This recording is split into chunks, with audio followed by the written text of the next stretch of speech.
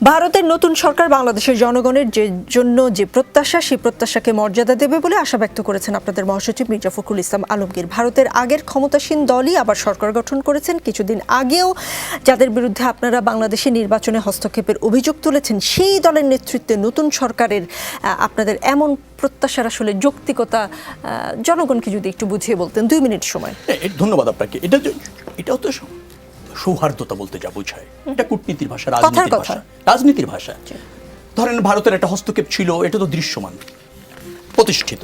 আওয়ামী লীগের বন্ধুরাই বলেছে দিল্লি আছে মানে আমরা আছি, দিল্লি পাশে ছিল বিদায় এরকম একটা নির্বাচন করা গিয়েছে এবং আমরা ক্ষমতা থাকতে পেরেছি, আওয়ামী লীগের সাধারণ সম্পাদক বলেছে তো। আমরা মনে করি ভারত আমাদের বন্ধুপ্রথম রাষ্ট্র, তার দেশে গণতন্ত্রের চর্চা রয়েছে, সেখানে অবাধ এবং নিরপেক্ষ নির্বাচন হয়, মানুষ অবাধে ভোট দিতে পারে, সব রাজনৈতিক দলতে অংশ নেয়, আস্থা রাখে। সেই পরিবেশে বাংলাদেশের নির্বাচন হওয়া বাঞ্ছনীয়, কারণ বাংলাদেশ একটা গণতন্ত্রমানা রাষ্ট্র।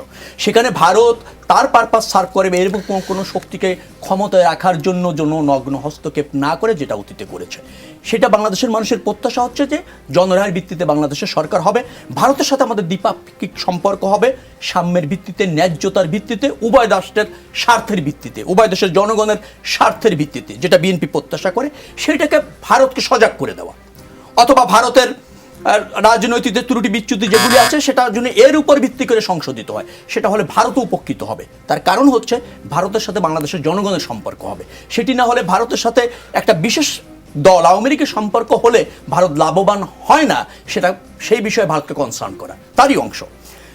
দ্বিতীয়ত একটা কথা আপনারা যে বলছিলেন, বেনজির কথা বলছিলেন, আপনি একটু আমি তুলতে চাই। এই যে বেনজিরা, এটা কিন্তু আওয়ামী লীগের দুর্বলতা না, এই বেনজিরা আওয়ামী লীগের অংশ।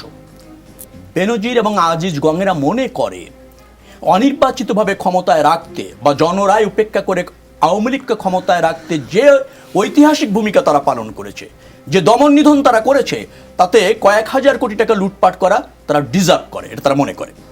আবার এভাবেও ভাবে সরকারটা তৈরি করলো বেনজিররা, প্রশাসনের লোকজন, আর সেই দল অর্থাৎ আওয়ামী লীগের কেন্দ্রীয় নেতা, এমপি, মন্ত্রীরা লক্ষ কোটি টাকা যদি লুটপাট করতে পারে, তাহলে বেনজির গঙেরা, আজিজ গঙেরা বা এরকম শত শত বেনজির আজির গং যারা ক্ষমতায় থাকার জন্য আওয়ামী লীগ তৈরি করেছে, যাদের দ্বারস্থ হয়েছে, তাদের তো কয়েক হাজার কোটি টাকা লুটপাট করা তারা অধিকার হিসেবে রাখে।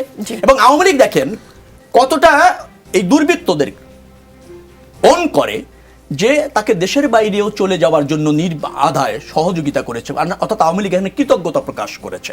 অর্থাৎ আওয়ামী লীগ ক্ষমতায় থাকার জন্য জনমত উপেক্ষা করে এই ধরনের বেনজির এবং এই ধরনের দুর্বৃত্ত, যদি আপনি বলেন আওয়ামী লীগ একটা দুর্বৃত্তদের রাজনৈতিক দল, বেনজিরা সহযোগিতা মানে দায় আওয়ামী লীগের না, এই বেনজিরই আওয়ামী লীগ।